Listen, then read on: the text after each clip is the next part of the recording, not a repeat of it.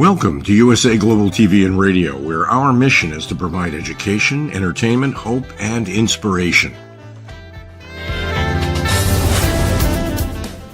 USA Global TV and Radio connects you with experts and audiences all around the world every single day to help you succeed in business and to live a richer life. Visit us at usaglobaltv.com to learn about career and life-changing training and mentoring programs like the Listening Mentor. Subscribe to our newsletter to stay informed about our special programs and offers. Discover how you can become a guest on one of our shows or a host or producer of a USA Global TV and Radio show of your very own. That's USA Global TV and Radio, where the doctor is always in.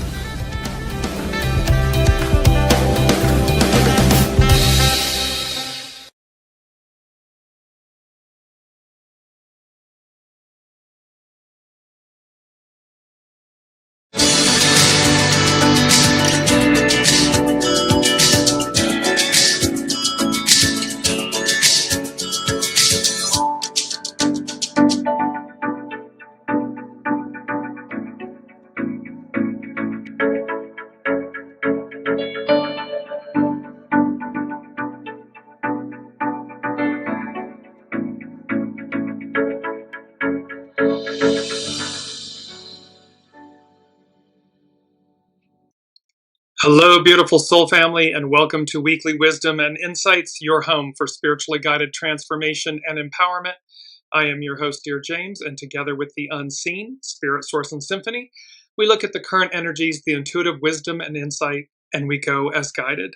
And we are closing out this first month of a 10/1 year, 2026, with Neptune having crossed the threshold from the final degree of Pisces, the end of the astrological wheel, a 165-year journey, to that 0 point of Aries, this brand new beginning. Welcome, Alicia. And so there's so much to cover, and I just want to jump into, so we're going to go straight ahead because we are in season 5 of Weekly Wisdom and Insights. And the unseen, welcome, Kiki, and the unseen has been guiding us for these since 11/17/2021. Well, here we are at the final end of January 2026. And we really have 3 triple ones. So we have, because January is a 1, 2026 is a 10, which is a 1, and then 28, 2 and 8 becomes a 10, which is a 1. So we have these triple ones and this critical mass adjust and the difficult beginnings to persevere. We are in major transition time. These first 90 days of 2026 are epic. By the time we hit April, it's like we're in cruise control, is what the unseen is saying. But these first 90 days, it's all acceleration. We're moving from earth and water to fire and air. We'll finish up the last major planet changes signs on the 26th of April, 2026. And so let's look at the astrological chart here. We're working with the Neptune enters Aries chart.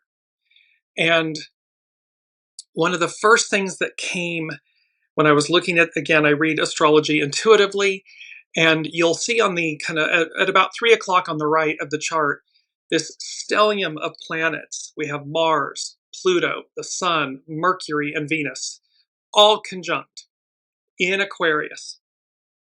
This era of we the people and personal empowerment, and personal empowerment meaning collective, the unity of us, and how all of that is happening simultaneously while Neptune just crossed the threshold into 0 point Aries. Saturn is coming right behind it. They're going to meet on the 20th, I believe, of February at 0 point Aries. They'll be exactly conjunct. And then all of this is being aspected by all the planets. You see that all of them are in 1/2 of the wheel. So there's a lot of concentrated energy, effort to advance, fire, and air, to advance us, to move us forward. This is about forward, not back. And so when I looked at that chart, what I heard was, here comes the sun, S-U-N, S-O-N, and then slaying the head of the dragon. Well, why? Because in this chart, the inner circle it's like a canopy umbrella. So we are both being shaded, protected, nourished in this massive transition. And yet you see the red lines, those denote opposition. So the moon is in opposition to all of these personal planets. Well, the moon, of course, can conceal, but it can reveal. And it's personal. So here's this stellium of planets, all in Aquarius. They're being opposed. Welcome, Olivia. They're being opposed by the sun in Taurus. And so there was this, like, slicing the head off. You see how it's intersecting the triangle. So the upper part is separated. The head is separated from the body. This is where that slaying of the dragon is coming in. And while we're there, it is number 4. It's foundational from the unseen. And they said, having slayed the head of the dragon, we move forward with peace, reverence, and renewed determination. Determination is our key word. I'm going to come to it in just a second. But here's slaying the dragon. Slaying the head of the dragon refers to defeating a central foundational evil or overcoming a major core obstacle, often symbolizing the triumph of good over chaos or the ego. It is heavily rooted in the myth of St. George and biblical scripture, Revelation 12, regarding Satan, symbolizing total victory through spiritual or mental strength.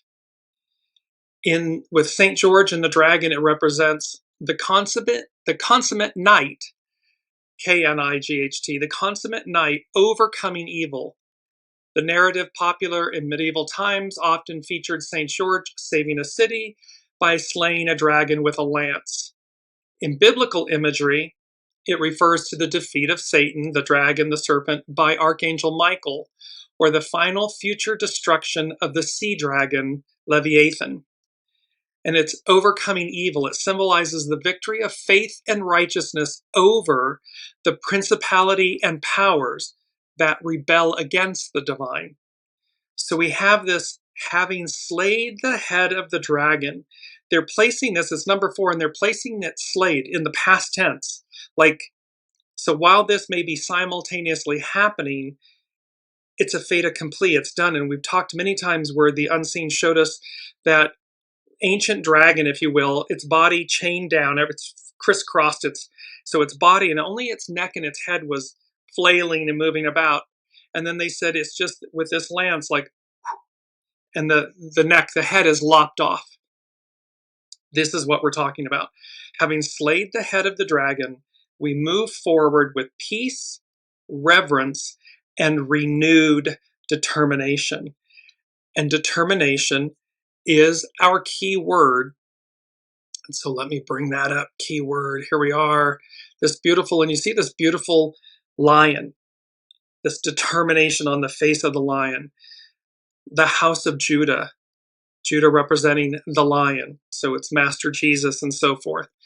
And so this determination, firmness of purpose, resoluteness, the act of coming to a decision or of fixing or settling a purpose, the process of making a decision, reaching a conclusion, or ascertaining the exact nature of something. The exact nature, truth. Spiritually, determination is the unwavering, purposeful resolve to pursue divine goals, spiritual growth, or inner transformation despite obstacles. This is about reaching higher, reaching for the stars, reaching beyond the ordinary for the extraordinary. It acts as a spiritual exercise that transcends human willpower by anchoring the soul in faith, conviction, and divine strength, divine will. It is the conscious, persistent commitment to align one's life with higher values and divine will. So we are literally, as Neptune has just crossed into this 0 point of Aries, first time in 165 years. Saturn will join it in the coming weeks. We have an upcoming solar eclipse. We have the Chinese New Year going from the yin wood snake to the yang fire horse. All of this is happening. And then there's a lunar eclipse on the 20th of March. I mean, all of this is happening in this first 90 days. Not to mention then that final, cherry on the top of the cake. I believe it's Uranus that moves it's either Uranus or Jupiter that moves. It's the final one on the April 26, 2026.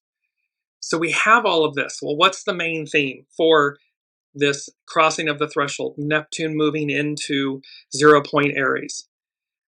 Our main theme, and this gave me goosebumps, they said ready, the unseen said ready or not, and not is ready or not, N-O-T, but also K-N-O-T. And so they said ready or not, exclamation point, the door opens. The door is heavily associated with Master Jesus, with the second coming. There are many biblical references for it, but it's also denoted, the door is also highly referenced as our heart. And yes, Kiki is saying fire melts ice, exactly. And welcome, Heather. And so, and Olivia is saying slaying the dragon can't come soon enough. And so, yes, everything, divine time, divine order. But here's this beautiful message from the unseen. Ready or not, the door opens. And there were images that the unseen was speaking about immediately about with the K-N-O-T, the knot, like Alexander the Great and the Gordian knot, and how the Gordian knot, of course, was so intricately knotted, tied. It was about prophecy. It was about covenants. So there's an aspect here of ready or not, the door opens, that this has to do with prophecy, covenants, tying the knot, getting married, these commitments, commitment to a higher relationship with self, in unity with another, in unity with source, in alignment with soul source connection, the divine. So there's many different meanings, layers to this ready or not, the door opens. And it goes to, it's Revelation 3:20. Behold, I stand at the door and knock. If anyone hears my voice and opens the door, I will come into him and eat with him and he with me. This is a statement attributed to Master Jesus. And so, again, there's heavy reference that from a biblical reference, but for all of us in a global a spiritual reference of ready or not, the door opens. And so when that higher octave of yourself, your divine self, the divine, presents itself to you, ready or not, the door opens. What you choose to do with it is up to you. 8 billion plus souls, free will, so forth, but there's destiny involved here. And so it is about, do you cross through the threshold? Do you walk through the door? Do you hear your higher calling? And do you reach for the stars? Do you accept it? Do you align with it? Do you take the narrow path? Threading the needle, the narrow path of victory. Do you choose that path, or are you accepting the broad path? It's a lesser path. So we have, again, I'm just bringing up this beautiful image. Ready or not, the door opens. So let's talk about ready or not first. So ready or not spiritually signifies a call for constant preparedness for divine arrival or major spiritual events. It's rooted in biblical parables like the 10 maidens, emphasizing faith, spiritual alertness, and living righteously, as Master Jesus' return is imminent. Remember, we had that. They gave us 4 different ways on the first show of January. Number 5 from the unseen was eminent domain. Eminent, imminent, immanent, the ultimate transfer of power, ownership, resolution, outcome. So this is speaking in the slaying, the having slayed the head of the dragon. So all of this is speaking to the fact that in the new, this has been resolved. We've been elevated, and thereby, are we in alignment? Do we walk through the open door or not? And so it's eminent and unexpected. It's about maintaining inner readiness, which is faith, goodness of character, and so forth, so one isn't caught unprepared, facing exclusion from the divine, from God's kingdom, the divine, much like foolish maidens locked out. While Hindus might see not ready as unfulfilled potential needing maturity for truth. So again, it's, are we prepared? Are you individually prepared? Are we emptying our vessel? Are we honing and polishing our stone? Are we doing everything? It's fire and air, fluidness, accelerated movement. So think of this in our personal, in the micro. This can be as simple as, have we done all the spring cleaning? Have we done everything to ready our personal selves, our personal vessels, to move forward, to advance? Because again, there's an unknown here about where that's going to lead each of us. And then take that to the macro, the collective, and how as above, so below, and these massive changes, astrological advances that haven't occurred. Some of them have not occurred for thousands of years. And all of this is simultaneously happening all at once. So that in and of itself is a massive anomaly astrologically. As above, so below. Continuing the parable of the 10 virgins, the core meaning, or the maidens, comes from Matthew 25, where wise maidens with extra oil, representing preparedness, are ready for the bridegroom, Master Jesus, while foolish ones lacking oil are left behind when the door closes. So this ready or not, the door opens.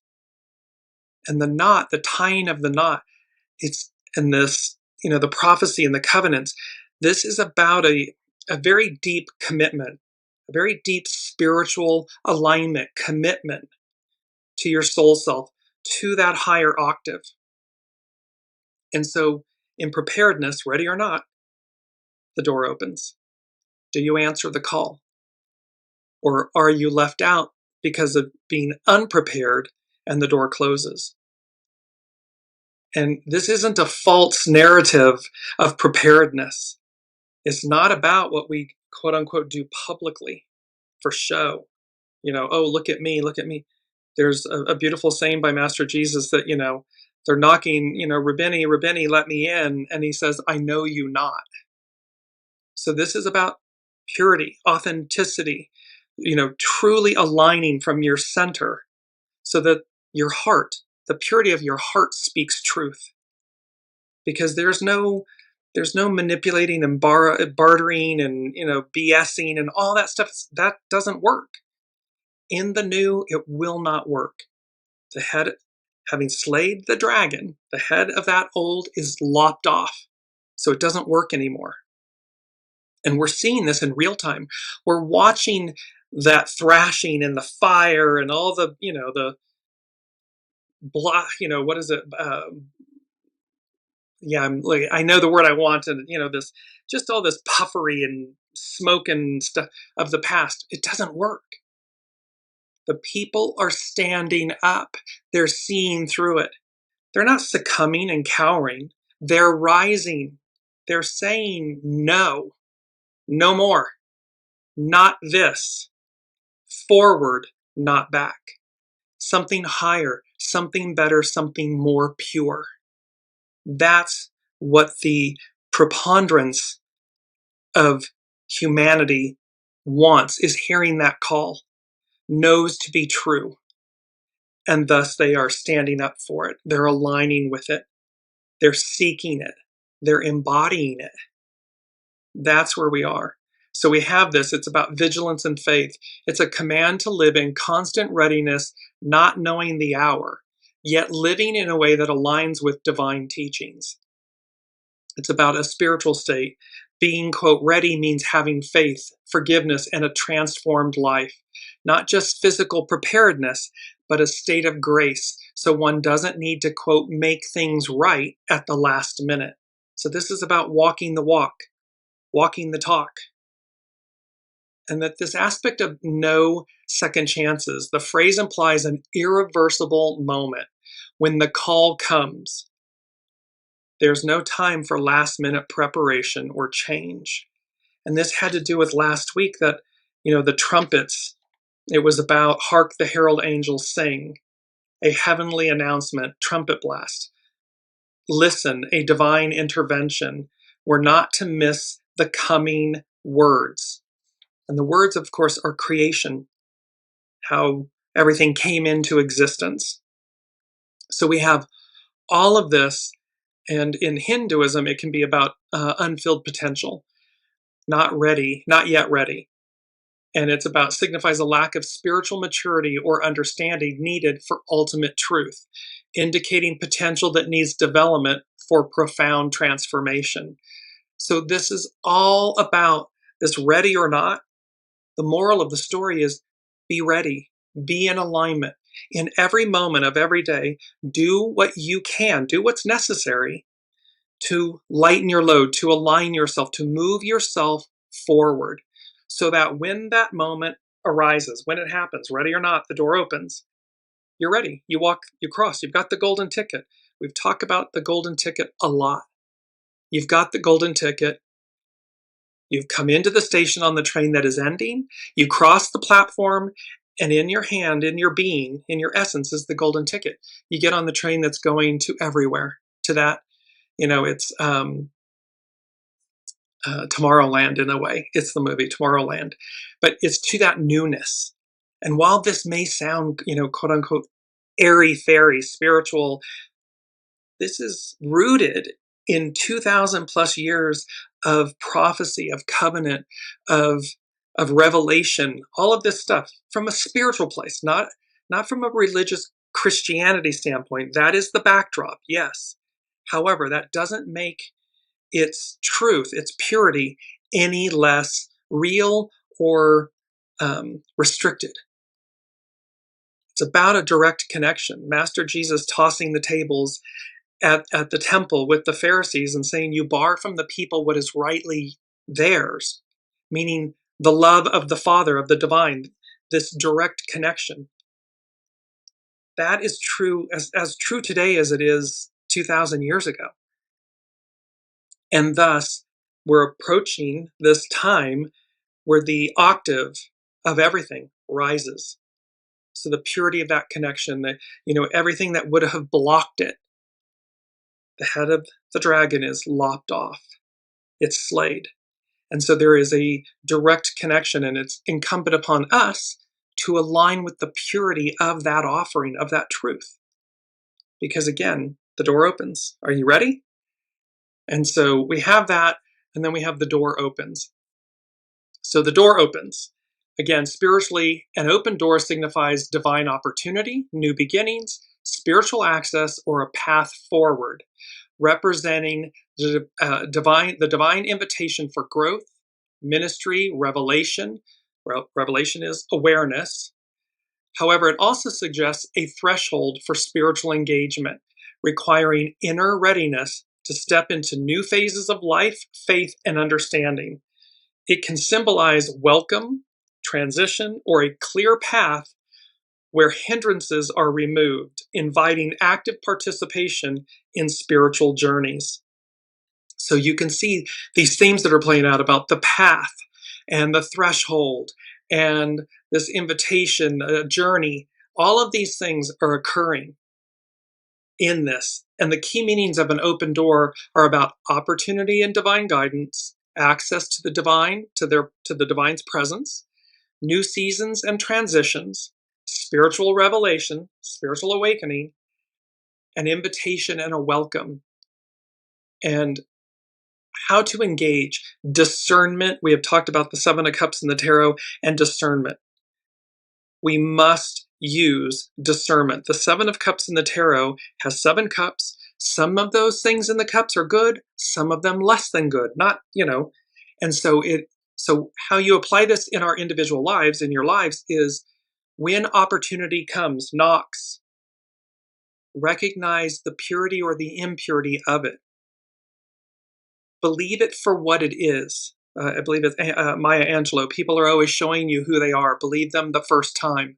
It's this type of thing, or see things for the way they are, not for the way you wish them to be. And then make decisions with discernment in how you engage with something or walk on by, or, again, because all of this is occurring when the door opens.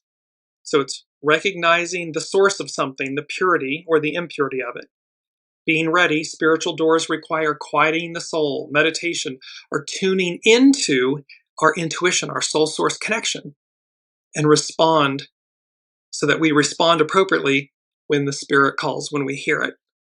And it's an act of faith, or act with faith. Take steps through the door, understanding that the divine opportunities often come with challenges, and the divine's will is often found in that interplay. So again, there may be things that challenges, or air quotes tests, that come along and say, are you truly making this commitment? Are you truly aligned? Are you truly listening? Do you truly desire this? Because again, we don't get to fake our way through it. It's going to be innate. It requires that authenticity and that humility and purity of the heart, purity of the soul, purity of the truth, not some, mishmashed version of it that was allowed before. Why? It's number 1 from the unseen. They said, it's the song by Kathy Tricoli, everything changes. So everything changes. And they said, truth revealed, the past dismantled. And the lyrics in the song says, nothing looks the same through the eyes of love. So again, when we look through the purity of our heart, our eyes, our soul, nothing looks the same through the eyes of love.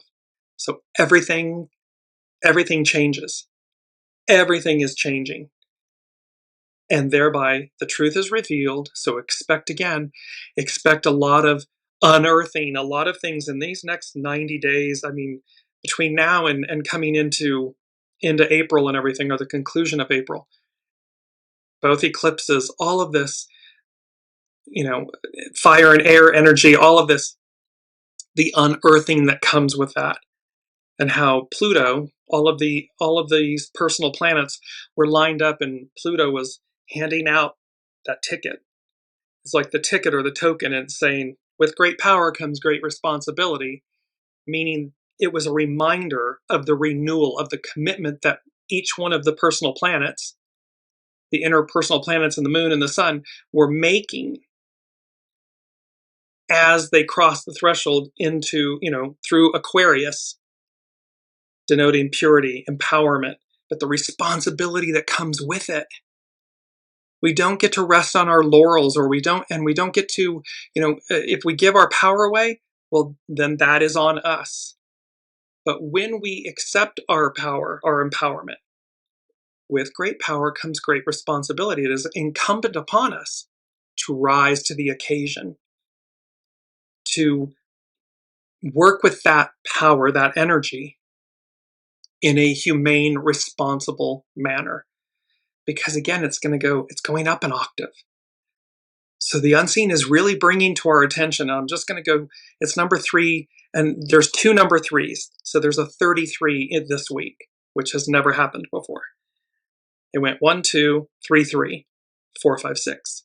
Well, 3 3s. So the first 3 is, we've had this many times, peace be with you.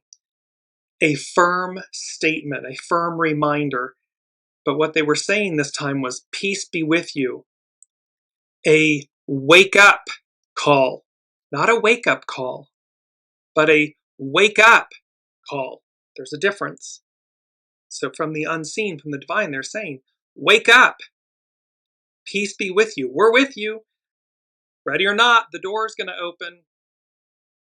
Your heart, we're going to meet you at your center. Are you ready for this elevation, this uplifting? As the head of the dragon is slayed, the old is dismantled, the past dismantled, the truth is revealed. And what you do with that, how rapidly you ascend, advance, move through, answer the call. So peace be with you. A wake up call. A firm statement and reminder that the divine, the unseen, is ever present with us, is leading, is the host, the master weaver, is leading the way. And are we in alignment? Are you in alignment? Because everything changes. So now let's go to, and the second number 3 while we're here. It's the lyrics from Come What May from Moulin Rouge, and they said, never knew I could feel like this. Where, when, fantasy meets reality. So again, Neptune having been in Pisces these last 14 years, the ideal of something, the hope, the wishes, the ideal of something. It's now in Aries, this first out of the gate fire sign, creative force, initiate. It's about making it real. So where fantasy meets reality.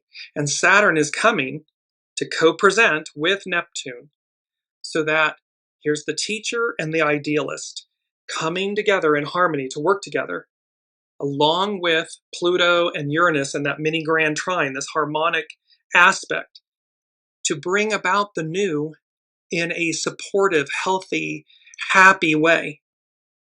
That in and of itself, typically the planets will oppose one another, or they'll square one another or something. Here they're acting, all the major players. I mean, it's like saying world leaders, major world leaders that would normally, contrast and conflict and everything, saying, oh, okay, I'll work with you. Okay, I'll work with you. Oh, it's for the greater good and harmony of the whole, of everyone? Okay, yeah, let's do that. It's a game changer. So that is where these energies are moving, because that old, what we're seeing in the current stage playing out on the world stage is this, the last remnants of the old way. Oh, I'm macho and tougher than you, and oh, I can, kill or be killed, and all of this stuff. But it's an old story, it's an old dragon, it's an old script. The new story, the rebirthed dragon, if you will, or the earth, the rebirthed beauty of the purity of the earth, it is about collective harmony, working together. Well, we must be that first within ourselves as well in order to meet the times and bring it all together. So this is where, ready or not, the door opens. Which do you ascribe to? Which one do you aspire to? Which one is calling you? The new or the old? No judgments. Everyone gets to make their choice, their decision. However, it also comes with the ecstatic experience of the choice you choose. So clearly the unseen is saying, choose the higher octave, choose that narrow path, thread the needle, because ready or not, the door opens. And we want to be aligned. We want to be ready. So now let's go to, we're going to go through these rather quickly because we have so many. This is astrologer Chani Nicholas. It's her weekly issue number 100. And it's Time to Dream Fiercely. And this is a once-in-a-lifetime cycle reboots on January 26, 2026. Neptune re-enters Aries. Though the planet of ideals had a minor stint in the courageous fire sign last year, this time it will stick around until 2039. This shift is here to motivate us to dream intentionally and fiercely about what we want to create and how and what we want to defy. Systems of domination and control don't just disappear on their own. They get defeated by countervisions that are too compelling to ignore. But imagination alone won't get us there. Enter, on Tuesday, the 27th, the Mars-Pluto conjunction. This astrology unleashes our personal and collective drive. It asks us to grapple with our deepest fears so we can show up for our lives with the greatest clarity possible. All this and a full moon in Leo on Sunday, it's coming up on the 1st of February, which we'll cover next week. Make this week one for the books. Use this loud lunation to channel your angst, your fear, and your worries into creative outlets. In other words, make it powerful and purposeful. Purposeful, pure, purposeful. If those happen to be protest signs, songs, or art, so be it. So we can see this octave of what's happening with Chandy Nicholas, the astrologer that she's talking to. Now I want to go to Pam Youngins, astrologer Pam Youngins at North Point Journal. And she's speaking about powerful currents. So you see how we were talking at the opening of the show. There's a lot of powerful energy occurrences, astrological events occurring. And the message from the unseen is align, align, align, align, align. We don't need to be manic about it. But they're saying to us, align, align, align, align, get in alignment. So Pam Youngins, North Point Journal. Two dynamic currents of change intersect and commingle in this final week of January 2026. We are already feeling the effects of the turbulent Mars-Pluto conjunction that perfects on the 27th of January, while also being aware of the profound shift that is underway as high vibrational Neptune departed Pisces and entered Aries on the 26th of January. Not to be ignored, a dramatic Leo full moon occurs on Sunday, February 1st. This influence will be affecting our world for at least a few days. So that she's talking about the full moon lunation. So it will be affecting us for a few days before and after the event. Adding to the significance of this lunation, that full moon in Leo, it marks the beginning of our first eclipse season of 2026. With an Aquarius solar, meaning sun, solar eclipse occurring on February 17th, and a total lunar eclipse, the moon, in Virgo on March 3rd. Mars-Pluto. It's hard to ignore the intensity of interactions between Mars and Pluto.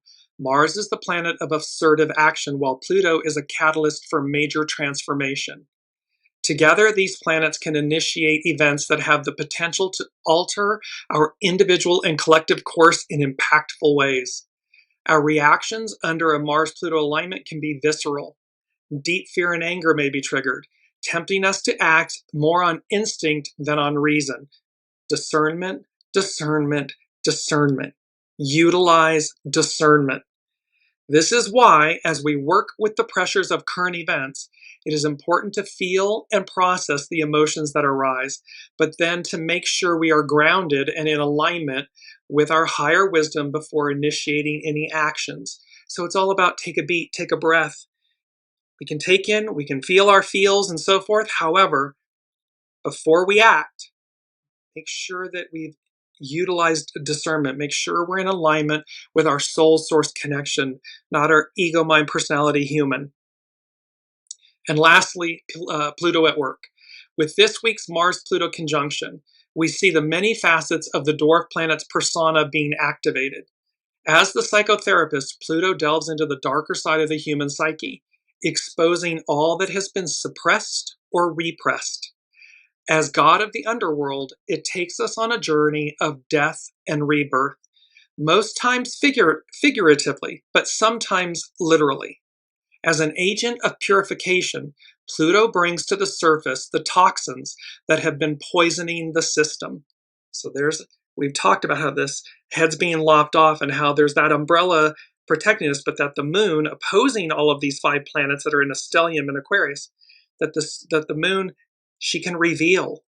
She absorbs the light, she can conceal, but she also reflects. It's a full moon. It's going to bring things out. So this can bring to the surface the toxins that have been poisoning the system. In its role as an agent of empowerment, Pluto shows us where we have given our power away to an external force so that we might claim back our sovereignty. So this is showing us, where have I given my sovereignty, my power away? And that it gives us the ability to reclaim it. And as the transpersonal planet of divine will, Pluto, it radiates a powerful evolutionary force that drives change on the level of the soul. So this is deep, deep, deep, deep, lasting change. That last 165-year cycle is complete. It's done. We've just crossed the threshold. We're at the 0 point of Aries, beginning a new 165-year journey. So again, we won't see the completion of this, but we're at the beginning of it. And that's exciting that we all came in to be here at this moment, to be at the beginning of this. So now let's quickly go. I want to go to hexagram 3. We're working with hexagram 3 and hexagram 24. Hexagram 3, and it's our first quote. The birth of a new venture or relationship is an entry into the unknown. We are entering the unknown. We have never been here before. It has been eons since this all happened, or any portion of these things have happened.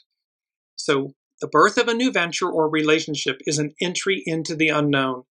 Remember that that relationship can also be the one with yourself. That it's new. This birth of a new relationship where you're listening to your soul source connection, to the wisdom of your soul, let alone externally. So, and this is from divination.com. New things seem to be rushing upon you, and confusion can easily take over. However, chaos is a powerful force when you harness it properly. So don't rush things now. Do not let events overwhelm you. As you take the first step, stay calm and ready to persevere. Ask for guidance and support. Ask the unseen. Ask your soul. Ask the divine for guidance and support, and then listen. Quote number 2, challenges lie ahead, but they are challenges you can handle. And it was very important. The unseen brought to me literally, this is an image of the Giza pyramid and the Great Pyramids. So challenges lie ahead. So the unseen is tying us back, harking back to this era of ancient Egypt. I mean, ancient Egypt. And when these would have been brought about, not what history says to us. Oh, this is when that happened. Way back. So challenges lie ahead, but they are challenges you can handle. Gain strength, find courage. Like a newborn fawn, the opportunity for rapid development, fire and air, is here. Yet it is only through determination, it's our key word, determination, that the fawn can rise to its feet and grow to full stature.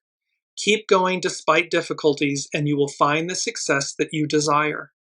A key challenge at this time is to maintain clarity. Seven of Cups, discernment, clarity. Avoid lunging at solutions. Do not start a new project or relationship before thinking it through. Make yourself wait until a good course of action becomes clear. It's going to be a knowingness. You're going to know what to do and when. Divine time, divine will, divine order. A careless step in the beginning can cause events to get out of control later. But this don't second guess yourself either. When you know it's right, you're going to feel it. It's going to be a feeling, not necessarily a thought. It's not going to be monkey mind chatter telling you something, your ego, mind, personality, human. It's going to be a knowing. And then, if anything, it might be that the ego, the human, is going, but the knowing says, go forward, go do this. And that's how you know that then things won't get out of control later. And be sure to enlist the advice of experienced people and wise supporters. So again, it takes a village. We don't do anything in life alone by ourselves. And so again, seek out wise counsel, people that are speaking positively of you and you're not even in the room, people that want for you.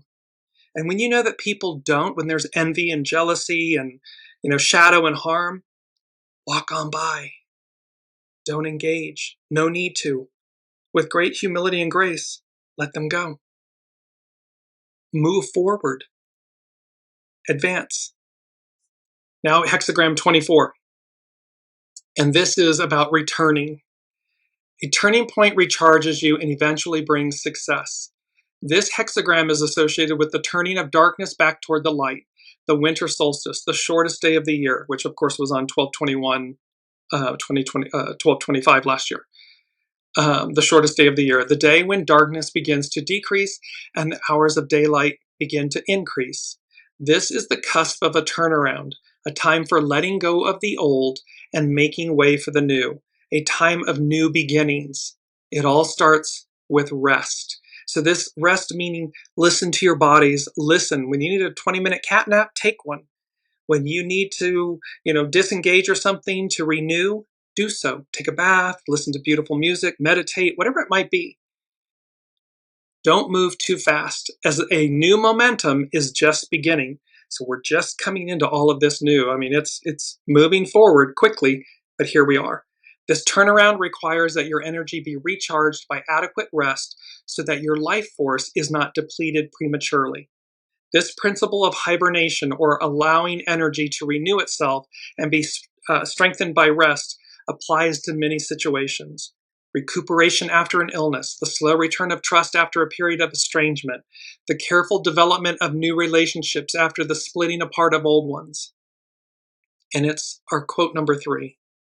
Sow a thought, reap an action. Sow an action, reap a habit. Sow a habit, reap a character. Sow a character, reap a destiny. Your character is your fate. And this is a proverb. And so it's about, what are we sowing? Are you sowing in alignment with divine will, divine time, divine order, your soul? Or are you sowing on the open path with your ego, with the past and ego and hubris and all of these things that lead you astray, take you off the narrow path? So we have this, there's so much here. Whew. Let me know in the comments. It's high octane for me. Number 5 from the unseen is a monumental shift, transition, transformation is upon you. Walk like an Egyptian. Walk like an Egyptian is our mantra. So walk like an Egyptian. That's a famous song by, I believe, the Bangles. Anyways, walk like an Egyptian. Spiritually, it symbolizes aligning oneself with Mot, known as cosmic balance, truth, and order, reflecting a life lived in harmony with divine principles. Derived from ancient tomb art, the pose represents a multidimensional view of existence, where physical actions are interconnected with spiritual, magical, and eternal realms. This is about uniting from the inside out the human, the ego, mind, personality human, with the soul source connection, and living in alignment where you bring about cosmic balance, truth, and order. It represents, walking like an Egyptian represents harmony with the cosmos. The pose embodies the Egyptian concept of Mot, representing balance, justice, and the natural order of things. It's about connection to the divine. The posture, often seen in art, signifies a bridge between the mortal world and the divine, reflecting a state of being in tune with higher powers.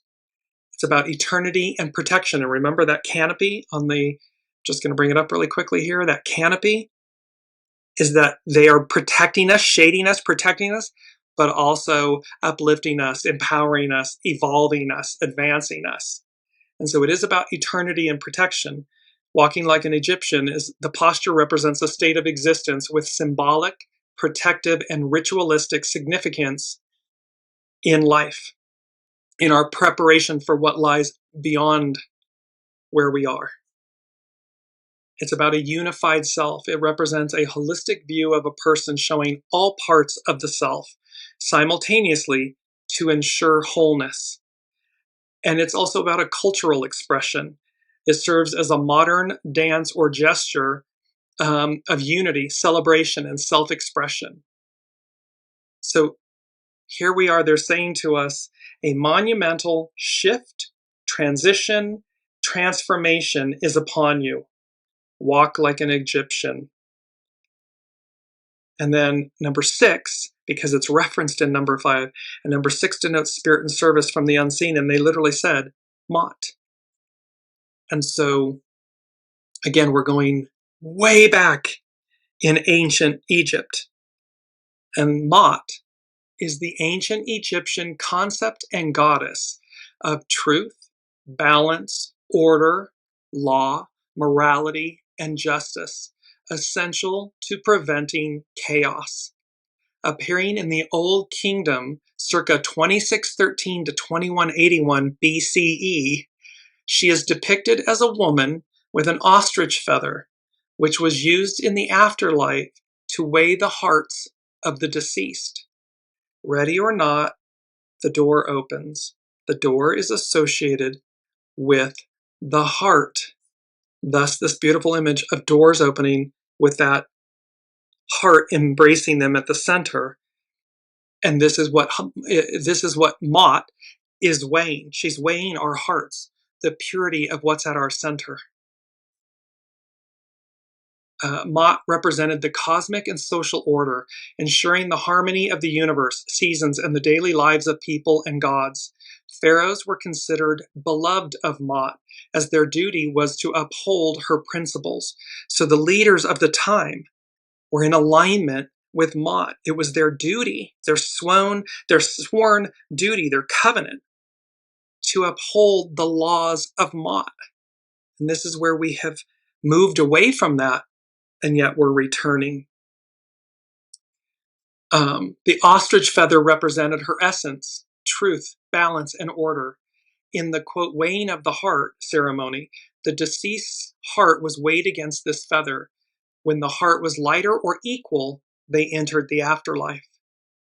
This is about the 42 declarations of purity, or negative confessions as they're known. These were a set of 42 declarations, often referred to as the 42 laws of Mot, that a deceased person would recite in the underworld to declare their innocence of sins against Mot.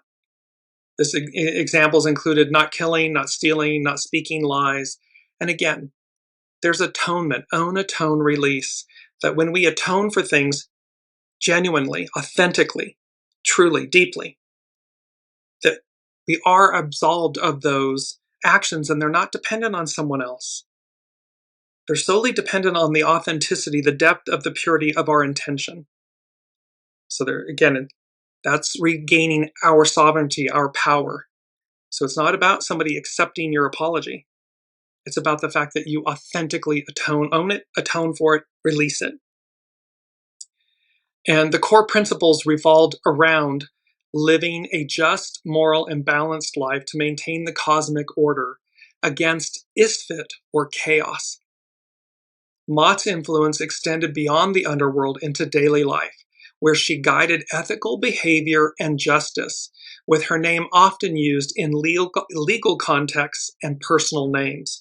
So again, there was a great reverence and adherence. And so it is, again, this, having slayed the head of the dragon, we move forward with peace, reverence, and renewed determination. That renewed determination of purity, of harmony, of balance, of doing, love thy neighbor as thyself, doing right by oneself, which means you're already doing right by another.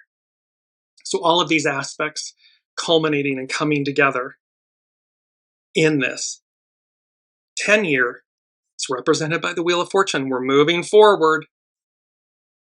We have the 1, so the 10, which is the Wheel of Fortune, becomes the 1, which is the magician, the major manifester. That we have everything within us to create, to manifest, to actually succeed.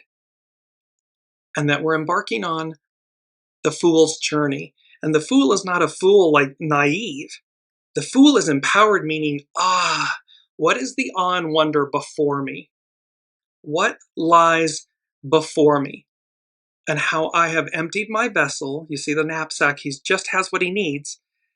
And I go with my trusted companion, the purity of my companion, my faith, my determination, knowing that when I step off the mountain, the white clouds, the unseen, carries me, guides me, leads me, nourishes me, and I succeed, and I expand, I ascend, I transcend. And that brought me to Gene Key 41 by known as The Pulse by Richard Rudd. And it says, in our genetics, the 41st key, gene key, corresponds to the initiator codon in DNA, the capital letter at the beginning of every genetic sequence. It carries the frequency of emanation, the initial impulse of something new, the seed of a dream before it takes shape. In the tarot, this same mystery is captured in the figure of the Fool, the archetype of the pure beginning. The Fool does not follow a plan. He or she follows an inner call, an inner wisdom. The city of the 41st gene key is, in essence, the Great Return. That is hexagram 24. It is the Great Return, the journey of following one's own emanation back to source, not chasing an outcome, but trusting the truest impulse within you, your soul source connection, and allowing it to lead you with innocence, courage, and surrender all the way home. Dare to be divine. And so you can see how all of this is interconnecting. We're on the journey, the hero's journey, the fool's journey. And we've crossed this threshold. We're at this massive new beginning, elevating, rising. And so I want to conclude with Astrology by Lauren. And she's speaking about Neptune enters Aries on January 26, 2026. She begins with a quote by Charlotte Sophia Castle. The spiritual warrior hides from nothing. We jump into the fire and air. We jump into the fire. We dive into the ocean. We become the sea. What is this feeling we have been having of things dissolving? Here it is. The truth revealed, the past dismantled, everything changes. So what is this feeling what is this feeling we have been having of things dissolving, of our feet being mired in quicksand, our vision obscured, and our hearts consumed? In some way, we are being asked to take the next step on the next leg of our journey, even though we cannot see our hands in front of our faces. The world is spinning out of control and taking us all for a ride. Hang on. It may feel like chaos, up one day and down the next. However, what this actually is a rebirth. Aries is the first sign of the zodiac, and when a major planet enters this sign, as Neptune did this week, there is a surge of raw energy being released, heralding, hark the herald angels sing, heralding that rebirth. And as we stand here with Neptune in the very first degree of its 165-year journey, we have no idea what we are getting ourselves into. This is the Fool. This is where faith and trust and listening, not to our ego, mind, personality, human. It's going to be afraid. It will give us monkey mind chatter and all of this stuff. But our soul is true north. Our soul is the divine. It's connected to the divine. It knows where we're going. And so while we're standing here, as we stand here with Neptune in the very first degree of its 165-year journey, we have no idea what we are getting ourselves into. That may be. The ego, mind, personality, human may not know, but the soul does. And this is where discernment and listening to your soul, aligning with divine time, will, and order is crucial. It's paramount. Ready or not, the door opens. So continuing with Astrology by Lauren. As all of humanity stands at the threshold, we are all being asked to have hope, even in the face of what looks and feels like a total disaster, and to have faith even though we have no reason to. When Neptune, and just this is because we're witnessing the deconstruction, the collapse, and yet simultaneously the new is rising. The collapse is louder at this moment than the rise, but that balance will shift. That paradigm will shift, and all of a sudden what's collapsing will be less, what's rising will be greater, more present. When Neptune finally crosses over into Aries on the 26th of January, like an infant fresh from the womb, we have no choice but to become totally invested with this new life force. And so here we are needing to trust the process, even when it makes no sense to do so from where we are now. Aside from Neptune's brief entrance into Aries last year, the previous time Neptune entered Aries was in 1861, when 11 states in the United States decided to secede from the Union. By occupying a Union fort outpost on April 12, 1861, April 12th, civil war was officially declared. On April 14th, Neptune entered Aries. And then on April 15th, President Lincoln called for 75,000 volunteers to join the Union Army, and so the Civil War began, and the rest is history. Astrology is cyclical, not identical. So where we were as a species or as Americans at that time, 165 years ago, again, the vast majority of Americans seek peace and respect and goodness and kindness. And so the balance of what may present itself now, what the unseen is saying to me is there's a greater preponderance this time around of goodness, of greatness, of divine unity. We want something better than there is of the goo, the shadow.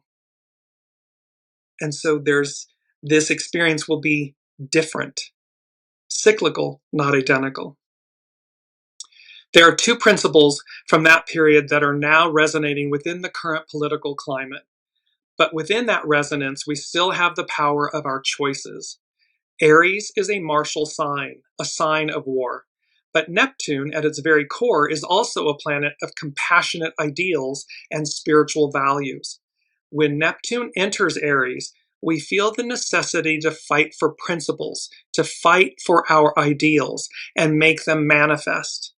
We will feel the necessity to do this in the very marrow of our bones, to the core of our being, our souls.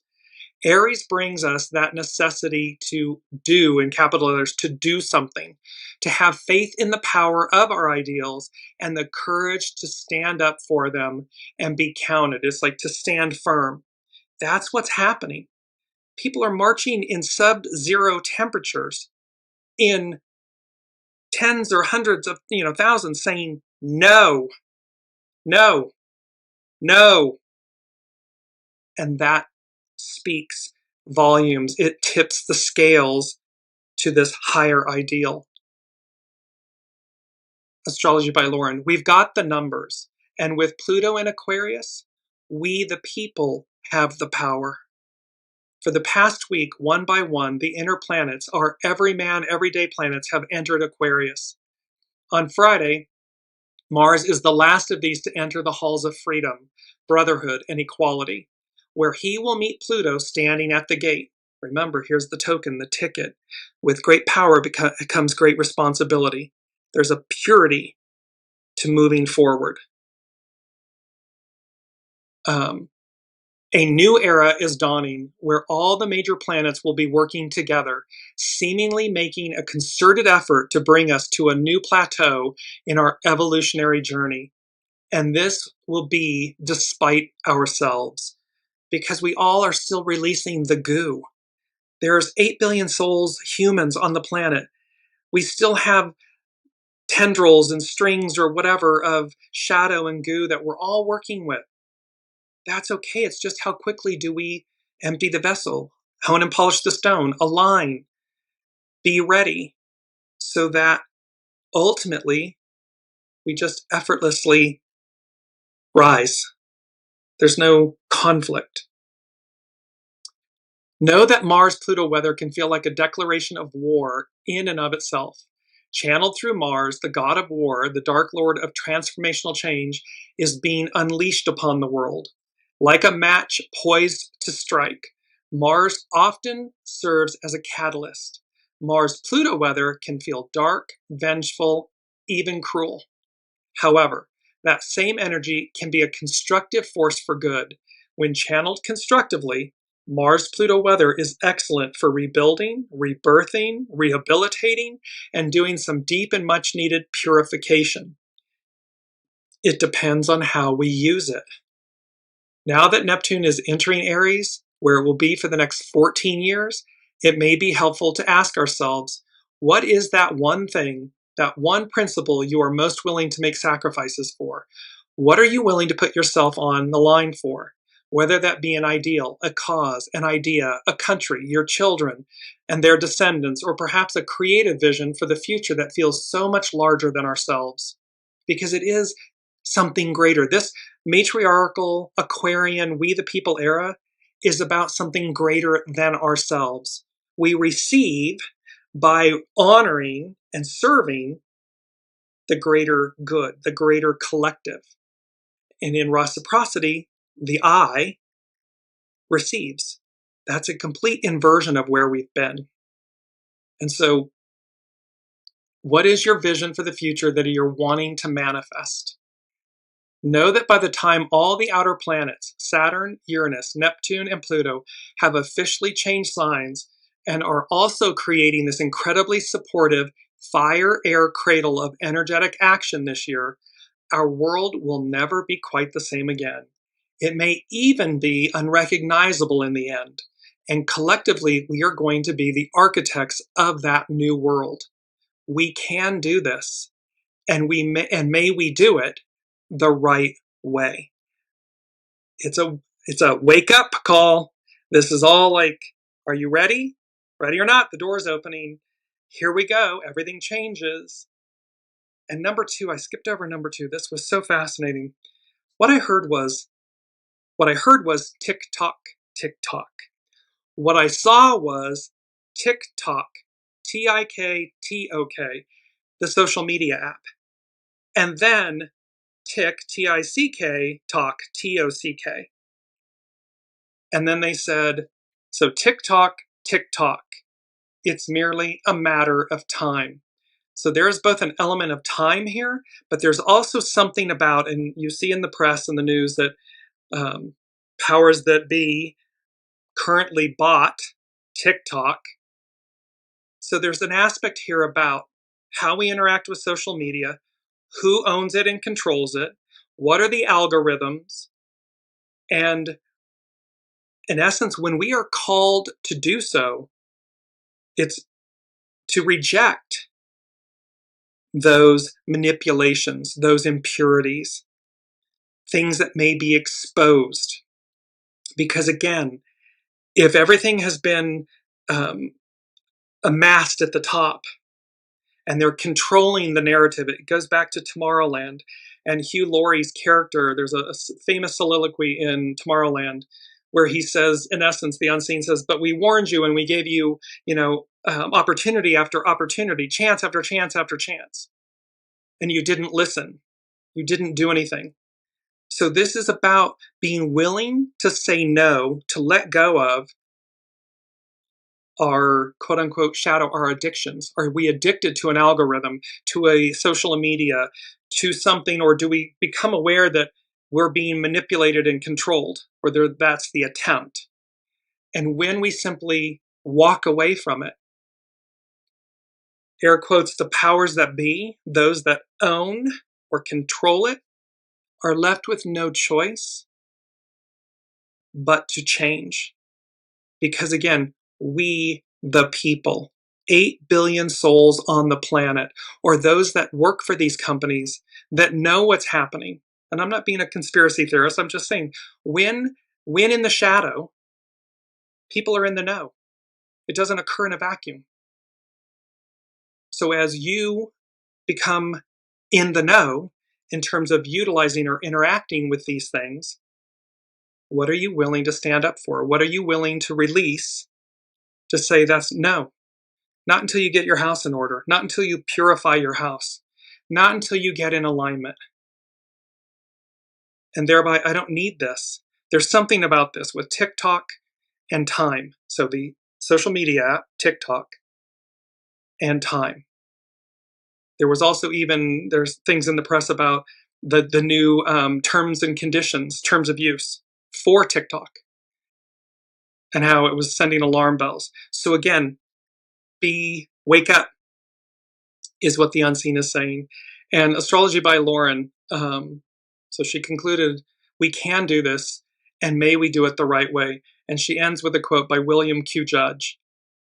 What then is the universe for? And for what final purpose is man, the immortal thinker, here in evolution? It is all for the experience and emancipation of the soul, for the purpose of raising the entire mass of manifested matter up to the stature, nature, and dignity of conscious godhood. It's for the purpose of being divine. Well, we can't be divine when we're laying in the muck.